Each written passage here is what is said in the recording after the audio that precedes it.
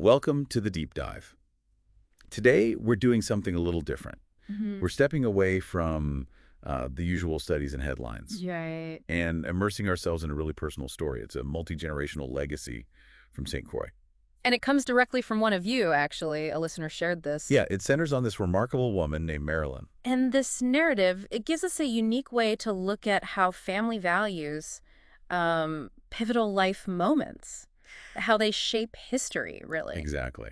The title is Cane and Cotton, The Legacy of a Cruzan Woman, Marilyn's Story. It's quite evocative. It provides this intimate look at her journey. And the impact of her choices. So, our mission today, you could say, is to explore her experiences. Starting with a pretty unexpected turn early on. Right. And we want to understand how these key decisions, often driven by love, by values, how they can forge a powerful legacy, even when facing real hardship. Yeah, we'll get into what wealth really means here and the strength in personal choices. Okay, so let's dive in. Marilyn's early life in St. Croix. Born into, well, it seems like a pretty simple life. Humble beginnings. Surrounded by the island's beauty, the sea, the community. But the story hints, doesn't it? Yeah. Right from the start, there's this hidden potential, something unseen. Yeah, exactly. And into this world comes her father.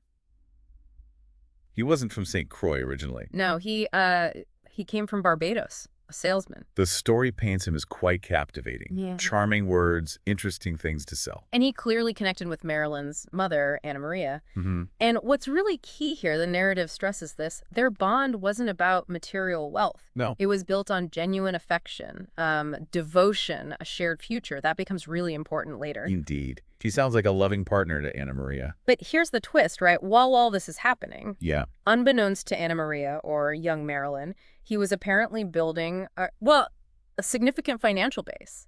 An empire, almost. Wow. Beyond St. Croix. Seems so. It shows how people can have these hidden depths, doesn't it? It really does. Yeah. Then tragedy strikes. His sudden death. Yes, he goes on a trip like he'd done before. But this time, he doesn't come back. And news traveled slowly then, so life just continued for a bit. Until the letter. Ah, yes. The letter arrives seemingly out of nowhere. From a lawyer in Christiansted. And it carries news that's about to completely reshape their lives. This is where it gets dramatic. Totally. The lawyer reveals Marilyn is set to inherit her father's fortune. Just imagine. The shock. The potential. And not just a little money, a fortune. Enough to change everything. A path away from hardship, maybe. A life of ease. But there was a catch, a legal hurdle. Right. Marilyn was still a minor.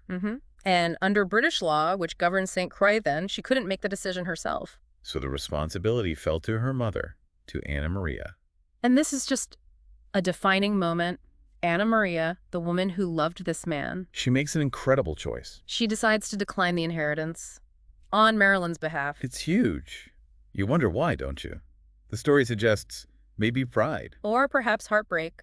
Still grieving, maybe. Or maybe a belief in earning your own way. In self-reliance. That resonates strongly, I think. The idea of earned strength, the narrative kind of leans into that. It must have been such a heavy decision. Immense. Yeah. To turn down financial security for your child, it says so much about her values. Definitely. It shows how we define what's best can vary so much. It's not always about the money. Not at all. And the impact was immediate, wasn't it? Stark, yeah. No life of luxury. Instead, it was struggle. Hard work. But what's amazing is, the story says Marilyn wasn't bitter. No resentment. Apparently not. She seemed to understand something deeper. Like what? That the love behind the inheritance, the fact her father had provided for her in his way, that meant more than the money itself. Ah, I see. So the gesture, the intent. Exactly. That knowledge became her strength, her resolve. It fueled her. This sort of secret smile the story mentions her sharing with her mother. Yeah, like a shared understanding. And it led her to make another big decision. Leaving school, right? Even though her mother wanted her to continue. Yes. To help support her mother and, was it 14 siblings? 14. That's an enormous responsibility for someone so young. It speaks volumes about her character, that sense of duty. Even against her mother's wishes for her education. She felt she had to act. And she didn't just take any job. She stepped into roles usually held by men. In the fields. That's tough work. Really tough. The story mentions her doing it with grace, strength, courage. Earning respect. Absolutely. From the men, the whole community. She started with cotton, then moved to sugarcane, even more demanding. It shows incredible resilience, doesn't it? Yeah. Facing hardship head on. And adaptability, too, when field work wasn't enough. She's diversified. Yeah, took on domestic work, laundry services, became a laundress. And a seamstress, too, making clothes without patterns. Incredible skill, always driven by fairness, love for her family, keeping everyone going. That commitment is just unwavering. Then another opportunity comes along. A chance to go to the United States? For work, maybe education, too. This seems like the chance, doesn't it? A way out, perhaps. You think so?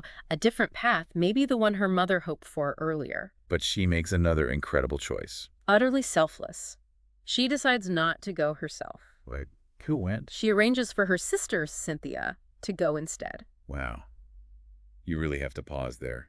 The selflessness. And she didn't just step aside. She actively advocated for Cynthia. Convinced this wealthy American family that Cynthia was just as capable, that they should take her. Putting her family's future first, again. Yeah.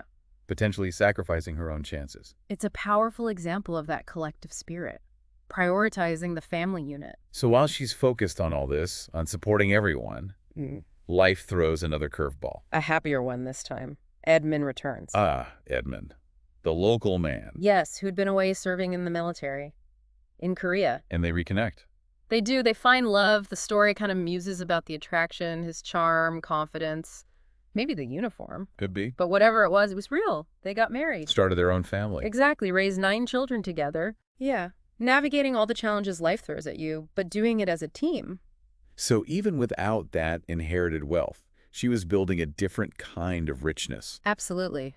Through relationships, through family. And the story really paints a picture of her character by this point. Oh, definitely. A force to be reckoned with. Fierce, strong-willed. Unwavering in her values. Disciplined. But also deeply rooted in faith, love, respect. High expectations, yes, but boundless love, too. You can see how all those earlier experiences, taking on responsibility, how it shaped her. Forged her, really. And there's that beautiful image of her hands. Yes. Transforming, from the hard labor in the field. Nurturing hands. Yeah. Mother, community member. Exactly, a different kind of cultivation. So she didn't get the fortune, but she created this incredible lasting impact. Through her values, through raising accomplished children, probably exceeded any expectations she might have had. Which brings us right back to that central question. What is true wealth? Yeah.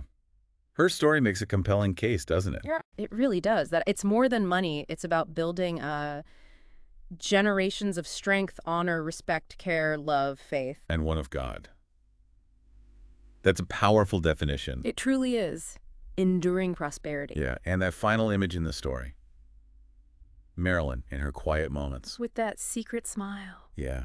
A reminder, maybe, of the lost love, the father. Or a life that could have been, perhaps. But also the life she chose to build through her own faith and strength. It's a really beautiful, resonant way to conclude her story.